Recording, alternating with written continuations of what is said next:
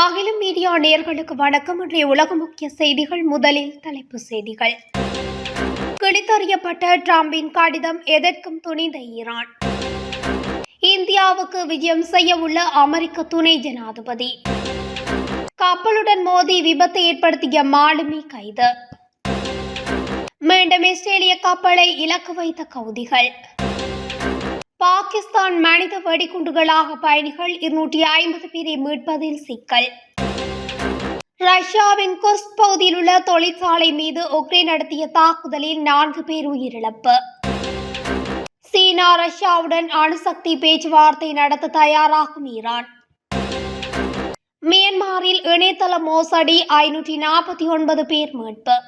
தொடர்பான விரிவான செய்திகள்.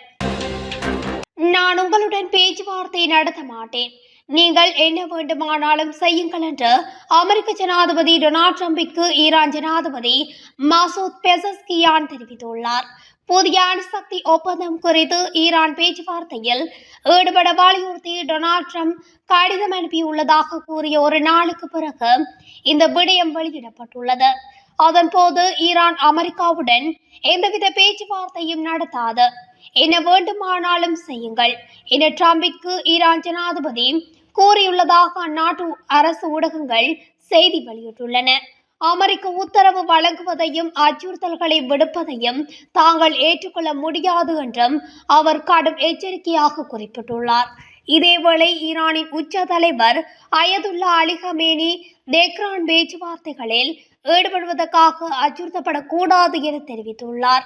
டொனால்ட் ட்ரம்ப் ஜனாதிபதியாக தனது முதல் பதவி காலத்தில் ஈரானை உலக பொருளாதாரத்தில் இருந்து தனிமைப்படுத்தவும் அதன் எண்ணெய் ஏற்றுமதியை பூஜ்ஜியத்தை நோக்கி நகர்த்தவும் தனது அதிகபட்ச அழுத்தத்தை பயன்படுத்தியிருந்தார். இந்த நிலையில் அதே அதிகபட்ச அழுத்த பிரச்சாரத்தை தனது இரண்டாவது பதவி காலத்திலும் ட்ரம்ப் ஈரானுக்கு எதிராக நிலைநிறுத்தியுள்ளமை குறிப்பிடத்தக்கது.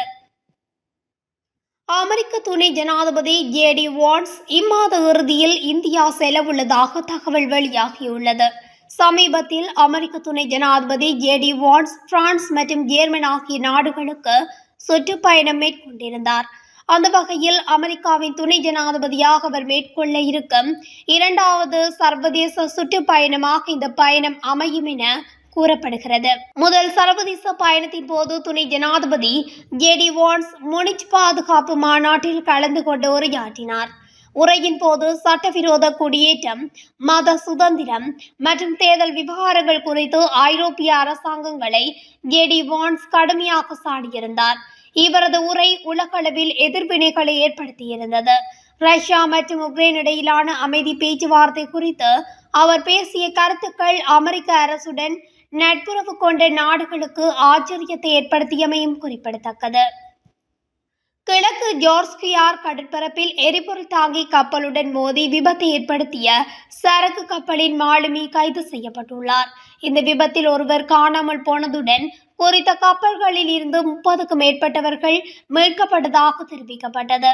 இந்த நிலையில் கப்பலுடன் மோதி விபத்தை ஏற்படுத்திய 59 வயதான சரக்கு கப்பலின் மாலுமி கைது செய்யப்பட்டதாகவும் ஹம்பர் சைட் காவல்துறை தெரிவித்துள்ளது.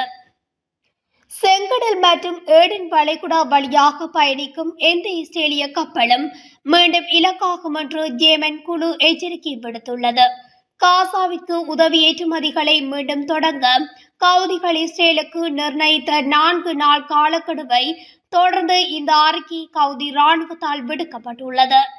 எடுக்கப்பட்ட நடவடிக்கைகள் ஒடுக்கப்பட்ட பாலஸ்தீன மக்கள் மீதான மத, மனிதாபிமான மற்றும் தார்மீக பொறுப்பின் ஆழமான உணர்வில் இருந்து உருவாகின்றன என்பதையும், காசா பகுதிக்கு கடக்கும் வழிகளை மீண்டும் திறக்கவும், உணவு மற்றும் மருத்துவ பொருட்கள் உட்பட உதவிகளை நுழைய அனுமதிக்கவும் இஸ்ரேலிய அபகரிப்பு நிறுவனத்துக்கு அழுத்தம் கொடுப்பதை நோக்கமாக கொண்டுள்ளன என்பதையும் நாங்கள் புரிந்து கொள்கின்றோம் என்று அந்த அறிக்கையில் கூறப்பட்டுள்ளது. செங்கடல், ஏடன் வளைகுடா, பாப் அல் மண்டேப் ஜலசந்தி மற்றும் அரேபிய கடலில் இந்த எச்சரிக்கை நிலைநிறுத்தப்பட்டுள்ளதாகவும் அது விவரித்துள்ளது.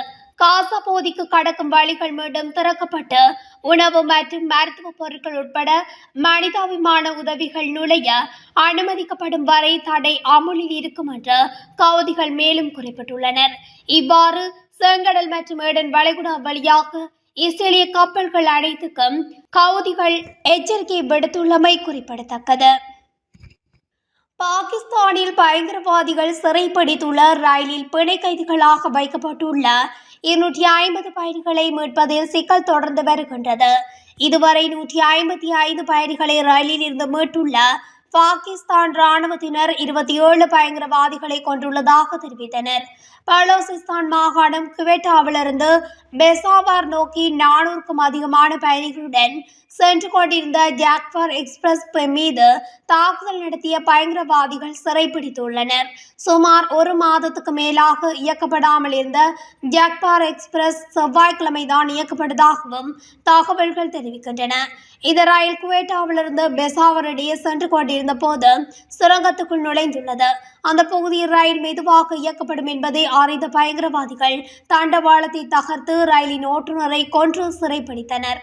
இந்த தாக்குதலுக்கு ஆப்கானை சேர்ந்த பலூச் விடுதலை இராணுவத்தினர் பொறுப்பேற்றுள்ளனர்.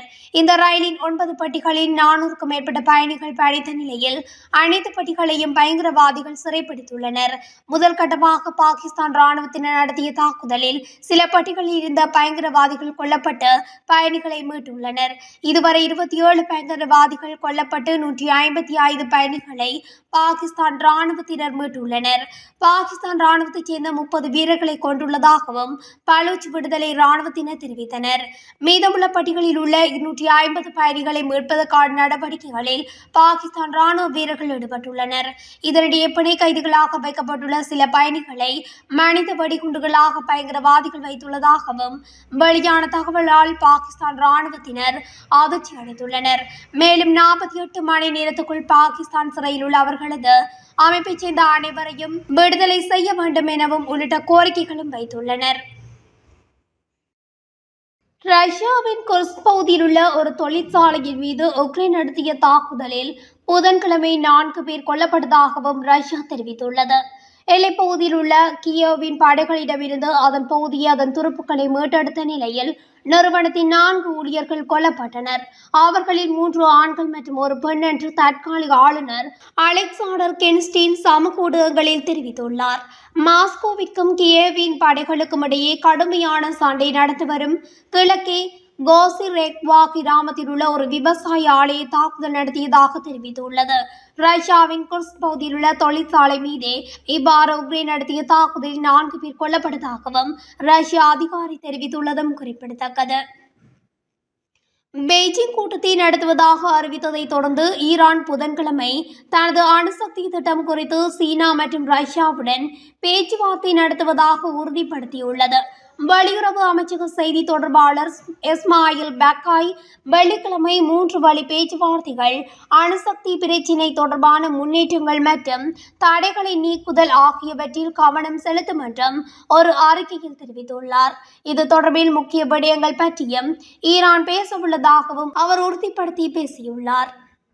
தாய்லாந்து மியன்மாரில் இணையதள மோசடியில் சிக்கியிருந்த 549 பேர் மீட்கப்பட்டுள்ளதாக கூறப்படுகின்றது. வெளிநாடுகளில் வேலைவாய்ப்பு வழங்குவதாக கூறி இந்தியா உள்ளிட்ட பல நாடுகளைச் சேர்ந்த இளைஞர்கள் முகவர்களால் ஏமாற்றப்பட்டு அழைத்து செல்லப்படுகின்றனர். தாய்லாந்து மியன்மார் நாடுகளுக்கு அழைத்து செல்லப்பட்ட ஆயிரக்கணக்கானோர் இணையதள பண மோசடி வேலைகளில் ஈடுபடுத்தப்பட்டதோடு இந்த மோசடி மையங்களை சீன நிறுவனங்கள் நடத்தி வந்ததும் கண்டறியப்பட்டுள்ளது. இத்துடன் அகில மீடியாவின் இன்றைய உலக முக்கிய செய்திகள் நிறைவடைகின்றன. தொடர்ச்சியாக செய்திகளை அறிந்து கொள்ள அகில மீடியாவுடன் இணைந்திருங்கள். நன்றி, வணக்கம்.